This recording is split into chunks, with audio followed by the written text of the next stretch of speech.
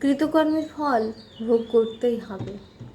আজ যাকে ঠকিয়ে, যার বিশ্বাসের সুযোগ নিয়ে, যার ভালোবাসার সুযোগ নিয়ে আপনি অধর্ম করলেন, যার প্রতি কৃতজ্ঞতা না দেখিয়ে বেইমানি করলেন, সেই সব কিছুর হিসেব কিন্তু তোলা রইল।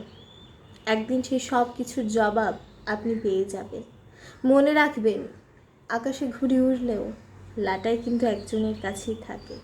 কাজেই মানুষের হাত থেকে রক্ষা পেলেও ঈশ্বরের চোখে ফাঁকি দেওয়া অত সোজা নয়। অহংকারে ডুবে আছেন, তাই তো, নয়তো এরকম করতেন না।